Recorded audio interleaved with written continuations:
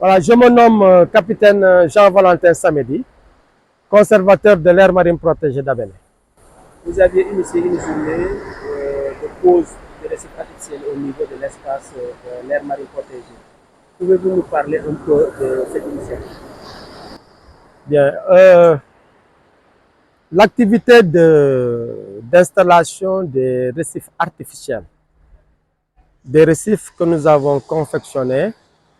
avec du ciment, du sable, mais avec aussi du coquillage, donc en béton et du fer en forme de cube. Ces récifs artificiels, n'est-ce pas, ont été financés euh, par le RAMPAO, le réseau des aires marines protégées de l'Afrique de l'Ouest, RAMPAO, à travers son partenaire MAVA, donc dans le cadre du projet d'immersion des récifs artificiels et de suivi bioécologique dans l'aire marine protégée d'Abéné. Alors, ces récifs-là qui ont été confectionnés ont fait l'objet, n'est-ce pas, d'une mobilisation pour son installation au niveau de 3 sites, n'est-ce pas, identifiés, qui sont des sites rocheux présents dans l'aire marine protégée d'Abéné. Donc, il s'agit de près de 200 récifs artificiels qui ont été immergés dans l'océan. Et l'objectif, c'est de créer un abri artificiel, un abri pour certains types de poissons, pour leur permettre non seulement de se réfugier, mais aussi de pouvoir s'alimenter, mais aussi, n'est-ce pas, pour certains de pouvoir pondre et de pouvoir se reproduire. Donc, c'est un système de conservation et même de restauration, n'est-ce pas, de l'habitat, permettant donc la reproduction de certaines espèces de poissons dans la partie marine de l'aire marine protégée d'Abel. On a constaté aussi dans votre programme, vous avez impliqué les acteurs qui sont les pêcheurs, le comité de gestion des écogages, entre autres. Pourquoi en tout cas cette insertion de ces acteurs? Alors, nous avons voulu, en tout cas, respecter notre gouvernance, qui est une gouvernance partagée, qui est une gouvernance concertée. En réalité, tout ce que nous faisons, n'est-ce pas, nous, agents, nous le faisons en rapport avec le comité de gestion. Un comité de gestion qui est représentatif des 5 villages périphériques qui sont Kafountine, Diana, Abéné, Niafran et Kabadjo. Donc, du coup, nous invitons le comité de gestion à s'impliquer dans les activités que nous faisons, de même que les éco-gardes. Les éco-gardes, c'est des jeunes volontaires, n'est-ce pas, qui travaillent à côté des agents pour en tout cas contribuer à la protection non seulement de l'AMP, mais aussi à la conservation de la biodiversité dans l'AMP. Donc du coup, en dehors de ces deux structures, qui sont le comité de gestion et les éco-gardes, il y a aussi les pêcheurs, bien entendu, de par leur expérience. Nous les avons sollicités, n'est-ce pas, pour repérer facilement ces zones où nous avons donc posé ces récifs, donc qui sont en tout cas répartis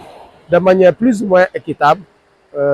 à environ une soixantaine sur les 3 sites que nous avons identifiés et que nous avons géoréférenciés pour permettre en tout cas demain, si nous pouvons faire le suivi de ces récifs, qu'on puisse facilement les retrouver. Donc, ça a été un travail collégial et de manière vraiment concertée, pour, en tout cas avec l'appui d'un plongeur qui nous a accompagnés, qui chaque fois vérifiait est-ce que réellement le site que nous avons choisi constitue un site rocheux. Parce que avec les pêcheurs,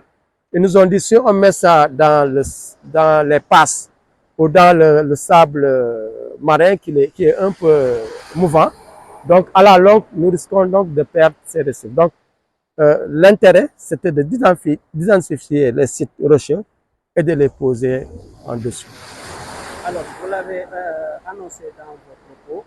que vous avez confectionné des récifs lieux de repos et de reproduction des poissons. En définitive, quel est le résultat que vous attendez après avoir immerger ces récifs? Justement, nous attendons de ces récifs de pouvoir avoir vraiment un résultat probant. Parce que nous avons constaté en tout cas, non seulement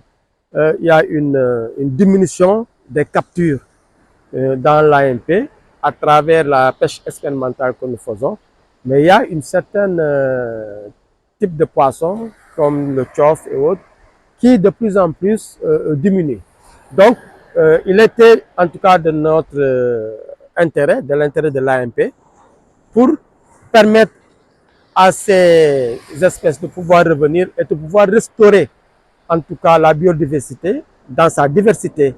au niveau de l'AMP d'Abéné, de pouvoir en tout cas mettre en place ces récifs. Et nous espérons que dans le cadre du suivi, nous pouvons en tout cas arriver à avoir certaines espèces de poissons qui vont revenir, mais aussi contribuer à l'augmentation de l'effectif de ces poissons. D'accord. D'abord, nous remercier le Rampao. Rampao mooy mbootaay bi nga xamante ni moo ëmb lépp aire marine protégée ci Afrique de l'Ouest ñu koy ooyee réseau des aires marines protégées de l'Afrique de l'Ouest ñoom ñoo ñu jàppale ak seen partenaire bi MAVA ñu bind benn projet bu ñu tuddee immersion des récifs artificiels et suivi bioécologique dans l'aire marine protégée d'Abéné. tey nag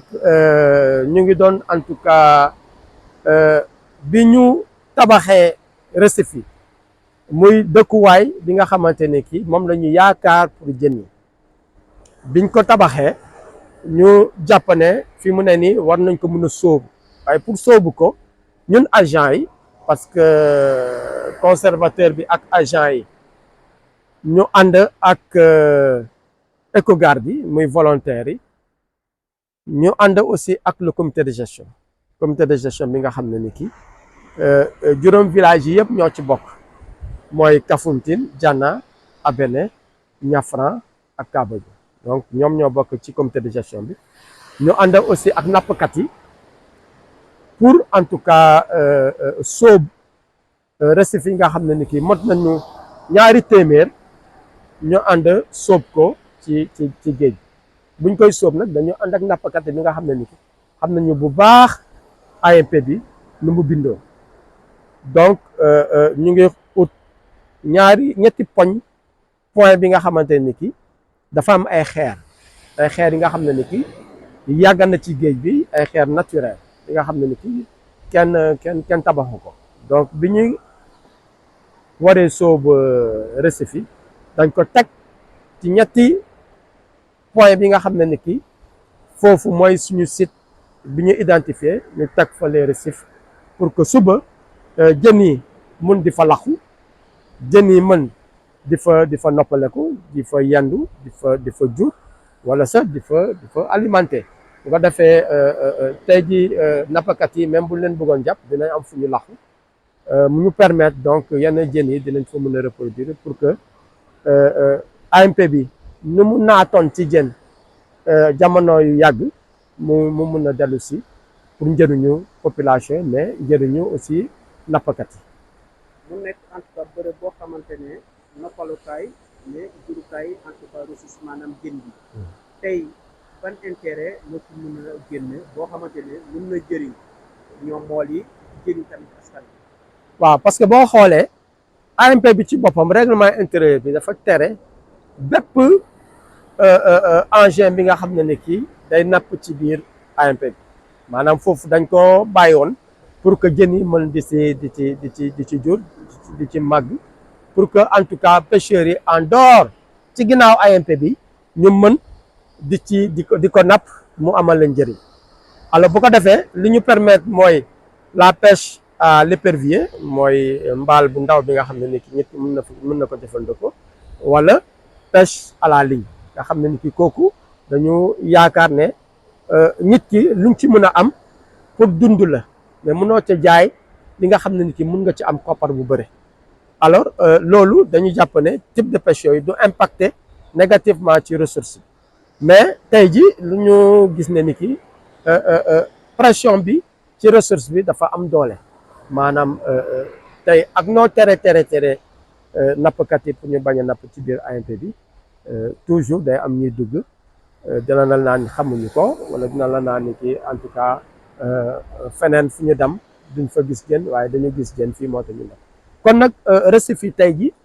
dafa di li nga xam ne ni ki si suñu yaakaar day dooleel dëkkuwaay jën yi mais aussi permettre jën yi ñu mun a reproduire surtout yeneen espèce jën yi nga xam ne ni ki dañuy fréquenter l'AMP alors loolu vraiment